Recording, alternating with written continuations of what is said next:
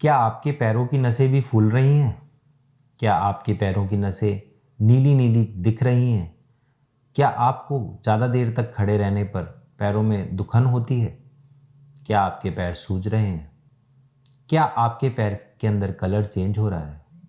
क्या आपको कोई ऐसा अल्सर है पैर में जो कि ठीक ही नहीं हो रहा है?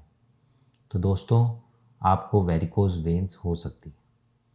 नमस्कार, मेरा नाम है डॉक्टर सौरभ अग्रवाल। मैं लेप्रोस्कोपिक और लेज़र सर्जन हूँ जयपुर में। तो आज हम बात करेंगे वेरिकोज वेन्स के बारे में। तो दोस्तों, वेरिकोज वेन्स होती क्या हैं, उनकी वजह से क्या परेशानियाँ होती हैं और उनका इलाज क्या है, इन सब चीज़ों के बारे में आज हम बात करेंगे। सबसे पहले जानते हैं कि ये है क्या। वेरिकोज वेन्स तब होती हैं जब हमारे पैर के और हाथों के, सामान्यतः ये पैरों में ही होती है, अगर पैर के जो नस है, वेन्स हैं, उनके वॉल्व खराब हो जाते हैं तो जो खून एक ही डायरेक्शन में यानी हार्ट की तरफ ही जाना चाहिए, वो वापस पैरों की नसों में आ जाता है और वहाँ पर पूल हो जाता है। इसकी वजह से वो वेन्स हमें दिखाई देने लग जाती हैं और एक टॉर्चुअस अपीयरेंस दिखने लगती है पैर के अंदर।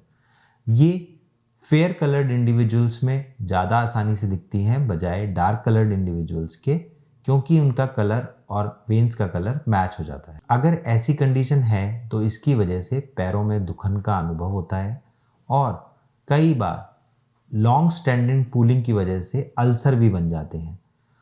इसके अलावा लाइपोडर्मेटोस्क्लेरोसिस मतलब स्किन का कलर भी चेंज हो जाता है और पैर हार्ड सख्त हो जाते हैं।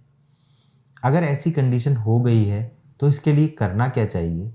तो सबसे पहले ये है कि हमें लाइफस्टाइल चेंजेस लाने चाहिए, क्योंकि ये प्रॉब्लम मेनली ज़्यादा देर तक खड़े रहने की वजह से होती है। इसलिए अगर आपका जॉब आपको बहुत देर तक खड़े रहने के लिए बाध्य करता है, जैसे कि अगर आप पुलिसमैन हैं, टीचर हैं या फिर वॉचमैन हैं, तो ऐसी कंडीशन में आपको थोड़ी थोड़ी देर में बैठ कर आप अपने पैर को आराम दे सकते हैं। इसके अलावा कंप्रेशन स्टॉकिंग्स होती हैं जो कि आपके पैरों को दबा के खून को वापस हार्ट की तरफ प्रमोट करती हैं। इन कंप्रेशन स्टॉकिंग से वेरिकोज वेन में बहुत आराम मिलता है। इसके अलावा वेरिकोज वेन का इलाज ऑपरेशन है। यह ऑपरेशन विभिन्न तरीक़ों से किया जाता है। इसमें स्क्लेरोथेरेपी, जिसके अंदर एक केमिकल को डाल के उन वेन्स को कोगुलेट कर दिया जाता है। दूसरी कंडीशन में एक एंडोवैस्कुलर या रेडियो फ्रीक्वेंसी लेज़र से उसको जला दिया जाता है। तीसरी कंडीशन में वेन को स्ट्रिप ऑफ कर दिया जाता है चीरा लगा के। इसके अलावा कुछ लेप्रोस्कोपिक तरीक़ों से भी इसका इलाज किया जा सकता है। अब बात करते हैं इसके होने वाले कॉम्प्लिकेशंस की वजह के बारे में। अगर आपने वेरिकोज वेन्स का इलाज नहीं कराया है तो वो अल्सर भी बना सकता है और कई बार ये अल्सर ब्लीडिंग अल्सर्स होते हैं, जिसमें छोटी सी चोट लगने पर बहुत ज़्यादा खून का रिसाव होता है। अगर लॉन्ग स्टैंडिंग तक कोई अल्सर बन पड़ा रहे तो वो कैंसर का स्वरूप भी ले सकता है।